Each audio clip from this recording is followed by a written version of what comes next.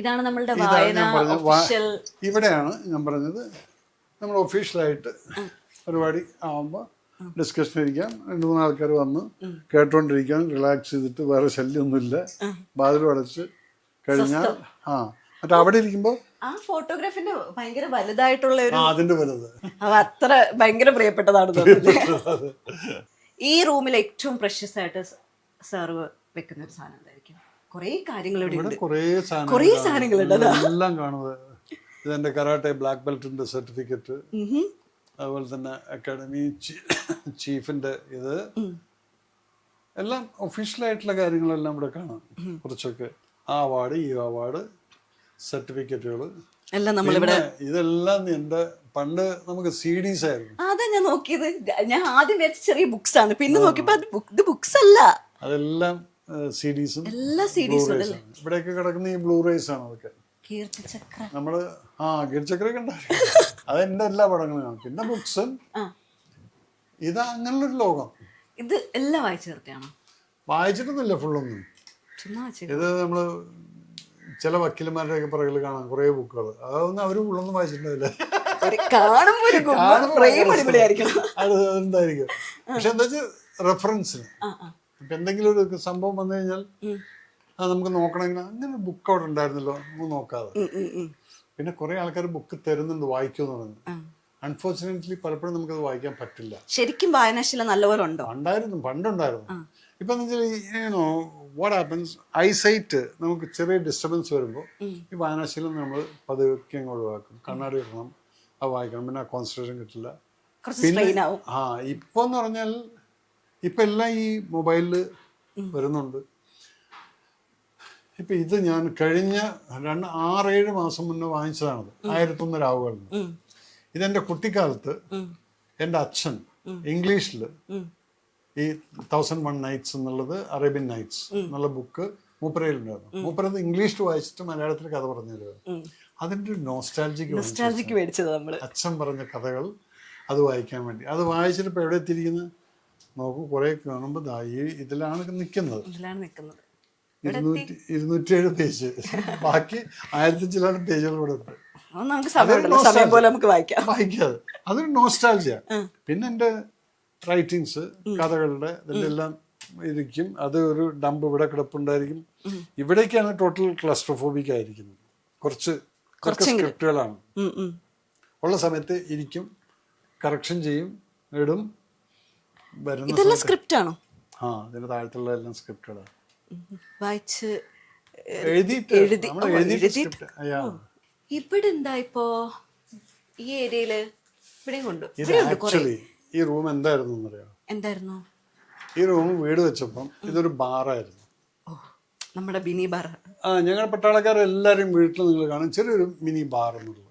കാരണം അത് റിട്ടയർ ആയിട്ട് വന്നു കഴിഞ്ഞാൽ കുപ്പിയൊക്കെ വെച്ചിട്ടുണ്ടായിരിക്കും. സോഷ്യൽ ഈവനിങ്സ് അല്ല, അവിടെ അടിച്ച് പൂസാവണമല്ല, 2 പാക്ക് അടിച്ച് അവരോട് പോയി. എനിക്ക് പിന്നീട് മനസ്സിലായി എനിക്കിതിൻ്റെ ഒരു കാര്യമില്ല എന്നുള്ളത്. അങ്ങനെ ആ ബാർ ഞാൻ B3 അമ്മമാരുടെ അടുത്തോട് നിങ്ങൾ എന്നെ തിരിച്ചുകൊണ്ട് പോയി, സ്റ്റീലിൻ്റെ അത് തിരിച്ചുകൊണ്ട് പോയി. ഇതിലൊക്കെ ഗ്ലാസ്സുകൾ വെക്കാനുള്ള ഹോൾസ് ഒക്കെ എനിക്ക് കാണുന്നു ബാറിൻ്റെ. അതിനെ ഞാനങ്ങ് ലൈബ്രറിയിലേക്ക് മാറ്റി. അപ്പൊ ഇതിപ്പോ എൻ്റെ കാസറ്റിന്റെ ഹോൾഡറും പ്ലസ് ബുക്സിന്റെ ഇതൊക്കെ ആയി മാറിയതാണ്. അങ്ങനെ ബാറും ഓഫീസായി. അതാണ് അവിടെ ഒരു ഫ്രിഡ്ജും കൂടെ കാണാൻ. അത് ഫ്രിഡ്ജ് അതിനകത്തുണ്ട്. ചെറിയൊരു സെറ്റപ്പ് നമ്മൾ അവിടെ വെച്ചിട്ടുണ്ട്, എല്ലാം ഉണ്ട്.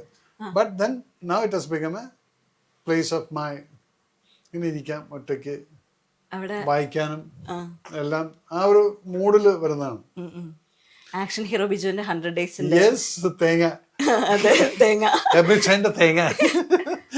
ബിജുവിന്റെ അത് തന്നെ നിവിൻ പോളി എടുത്തിട്ട് ഇടിക്കുന്ന തേങ്ങയാണ് ആക്ഷൻ ഹീറോ ബിജുവിന്റെ. ആക്ഷൻ ഹീറോ ബിജു അവര് സ്റ്റാർട്ട് ചെയ്യുന്നുണ്ടല്ലോ സെക്കൻഡ് പാർട്ട് സ്റ്റാർട്ട് ചെയ്യുന്നുണ്ടല്ലോ.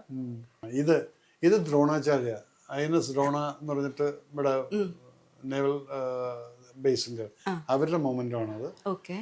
ഇപ്പുറത്തുള്ളത് വിക്രാന്തിന്റെ കമ്മീഷനിങ്ങിന് ഞാനും മോഹൻലാലും കൂടെ പോയിട്ടുള്ള വിക്രാന്തിന്റെ മുകളിൽ എടുത്തുള്ള ഫോട്ടോ ആണ്. ഞാൻ പിന്നെ കയറി വന്നപ്പോ പെട്ടെന്ന് ശ്രദ്ധിച്ചത് ഇങ്ങോട്ടാ, ഈ ഒരു ഏരിയയിലേക്കാണ് ഞാൻ നോക്കിയത്. ഇത് എന്താണെന്നറിയോ, ഇത് മറ്റേ മഹാരാജ വേൽത്തമ്പി ഇവിടെയാണ്. ഇത് ഇവരുടെ മദ്രാസിന്റെ ഇവര് ഗിഫ്റ്റ് തന്നിട്ടുള്ളത്. ഇത് കുളച്ചൽ യുദ്ധം നടന്നില്ലേ, ഇതിന്റെ വലിയൊരു സ്റ്റാച്യു പാങ്ങോട് മിലിറ്ററി ക്യാമ്പിൽ ഉണ്ട്. അതിന്റെ റെപ്ലിക്ക നമ്മൾ പോയപ്പം അവർ തന്നാണ്. അതാണ് അത് കുളച്ചൽ യുദ്ധത്തിന്റെ വാർഷികത്തിൽ. ഓക്കെ, അപ്പൊ നമ്മുടെ ഫാമിലി ടൈം ഒക്കെ ഇപ്പൊ നമ്മൾ ഏറ്റവും കൂടുതൽ സ്പെൻഡ് ചെയ്യുന്നത് എവിടെ? ഇപ്പൊ ഫ്രണ്ട്സിന്റെ ഒരു സ്പേസ് നമ്മൾ കണ്ട്, ഓഫീസ് സ്പേസ് കണ്ട്, ഫാമിലി ഒരു ഫാമിലി താഴത്ത് ടി വി കണ്ടുകൊണ്ടിരിക്കും, ഞാൻ മുകളിലൂടെ ഉണ്ടായിരിക്കും. വല്ലപ്പോഴും വല്ലതും വേണമെങ്കിൽ ഫോണിൽ കൂടെ സംസാരിക്കും, മണിയടിക്കും. അപ്പോൾ സാധനം വരും. അപ്പോൾ അവൾ നല്ല മൂഡിലാണെങ്കിൽ ചിരിച്ചുകൊണ്ട് കൊണ്ടുവരും, അല്ലെങ്കിൽ സെർവനെ കൊണ്ട് പറഞ്ഞയക്കും. അപ്പോൾ അങ്ങനെ ഞങ്ങളുടെ ഫാമിലി ഞങ്ങൾക്ക് അങ്ങനെ ഡിസ്കഷൻ എന്നൊക്കെ പറഞ്ഞിട്ട് വലിയ കാര്യമായിട്ടൊന്നുള്ള ഡിസ്കഷനൊന്നും ഇല്ല. എല്ലാം അങ്ങ് okay, I am doing this, okay, no എന്നുള്ള പ്രശ്നമില്ല. ഞാനും പറയുന്നില്ല, അപ്പുറത്തും പറയുന്നില്ല. അപ്പം അതുകൊണ്ട് പിന്നെന്താ വെച്ചാൽ ഞങ്ങൾ ഈ മീറ്റിൻ്റെ ഡിന്നറൊക്കെ കഴിഞ്ഞാലാണ് നമ്മളൊന്ന് ശരിക്ക് ഇരുന്ന് സംസാരിക്കുക എന്നുള്ളൊരു ശീലം എനിക്ക് പണ്ടേ ഇല്ല. എന്തെങ്കിലും ഒരു പോയിന്റ് സംസാരിക്കണമെങ്കിൽ അത് മാത്രം എടുത്തിട്ട് സംസാരിക്കുക, അല്ലാതെ അവിടെ ഒന്ന് പട്ടീനെ മറ്റാൾ ഓടിച്ചു അല്ലെങ്കിൽ പൂച്ചപ്പുറത്ത് വന്നിരുന്നു, ഈ അതിനൊന്നും അതിനുണ്ടോ എനിക്കത് ശീലമില്ലാതായിപ്പോയി. പലരും ഞാൻ പലരുടെയൊക്കെ വീട്ടിൽ പോയിട്ട് അവർ സംസാരിക്കുന്നത് കേൾക്കുമ്പോൾ ഒന്നുമില്ലായ്മയിൽ നിന്ന് ഇവരൊരു സംസാരം ഉണ്ടാക്കിയിട്ടുണ്ട്. നോക്കിയിട്ടുണ്ടോ? ഒന്നുമില്ല, പക്ഷെ അവർ സംസാരിക്കുന്നു കണ്ടിന്യൂസ് ആയിട്ട്. ഞാൻ പറയുന്നത് എങ്ങനെയാ കഴിവാണ്. അതിപ്പോ ഞാൻ ചില സ്ത്രീകളെ കണ്ടാലും ശരി, ചില ഫ്രണ്ട്സ് ആണെങ്കിലും ശരി, ഒന്നുമില്ലായ്മയിൽ നിന്ന് അവർ സംസാരിച്ച് ഇങ്ങനെ പോയിക്കൊണ്ടിരിക്കും. അതൊരു നല്ലൊരു കഴിവുള്ളതാണ്. പക്ഷെ എനിക്ക് ആ കഴിവില്ല. പക്ഷേ ഫ്രണ്ട്സിന്റെ കൂടെ ആവുന്ന സമയത്ത് different person, I am a comedian. നമുക്ക് മുന്നോട്ട് പോവാം അല്ലേ? എഴുന്നേക്കാൻ കുറെ നേരമല്ല ഞാനിരിക്കും. സാറിന് എന്നാലും ഇരുന്ന് സംസാരിക്കുന്ന വലിയ താല്പര്യമില്ലല്ലോ. ഈ ഏരിയയും കൂടെ നമുക്കൊന്ന്. ഇതാണ് വേറെ വെട്ടവും വെളിച്ചം വരുന്ന വേറൊരു ഏരിയ. പക്ഷെ ഇവിടെ താമര, കുഞ്ഞൊരു താമര. ആക്ച്വലി അവർ പറഞ്ഞത് വെയിലില്ല സാർ, മാറ്റി വെക്കണം. അപ്പൊ അവർ മാറ്റി വെക്കാന്ന് പറഞ്ഞു. പക്ഷെ എനിക്ക് തോന്നുന്നു 2 ദിവസത്തിനകത്ത് അത് മാറ്റി നടന്നതായിരിക്കും. അപ്പൊ എന്നാലും ഹോം തിയേറ്ററിലേക്ക് പോകുന്ന വഴിക്ക് ഞാൻ ഈ വേൾഡ് സ്റ്റക്ക് പോണ വഴിക്ക് കുറെ ഫോട്ടോഗ്രാഫ്സും ഇവിടെ ഫുള്ള് ഫ്രെയിംസാ. ഓരോ ഫ്രെയിംസിൽ ഓരോ മെമ്മറീസ്, ഓരോ കാര്യങ്ങളൊക്കെയാ. ഇവിടെ സ്റ്റക്കായി. നമുക്ക് അടുത്തത് ആഡ് ചെയ്യുന്നുണ്ടോ? ആഡ് ചെയ്യാം. പക്ഷെ ഇതെന്താ പറയുക, വീട് പെട്ടെന്ന് ഇങ്ങനെ റെഡി ആയപ്പം പല സാധനങ്ങളും നമുക്ക് റെഡിയായി കിട്ടിയില്ല. അങ്ങനെ ഈ 5 ഫോട്ടോ ആണ് കിട്ടിയത്. അതിനകത്ത് കാന്താരമുണ്ട്, കിർച്ചക്ര, കുരുക്ഷേത്രം ഇല്ല, കർമ്മയോധ ഇല്ല, പിക്കറ്റ് ഫോർട്ട് വന്നിട്ടുണ്ട്, മിഷൻ 90. ഈ കീർത്തിചക്ര നടുക്ക് വെക്കാനുള്ള കാരണം എന്താ? അതല്ലേ മേജർ രവി ആക്കിയത്. അത് മേജർ രവി ആക്കിയത് കൊണ്ടാണോ? പെട്ടെന്ന് നമുക്ക് മനസ്സിലേക്ക് വരുന്നത് കൊണ്ട്. അത് മേജർ രവി ആക്കിയ ഒരു സിനിമയാണത്. അതെ. ഓ, ഇയാൾക്ക് ഇതും അറിയാമല്ലേ. നേരെ മറിച്ച് ഒരു ഫ്ലോപ്പ് ഫിലിം ആയിരുന്നെങ്കിൽ then nobody would have cared for you.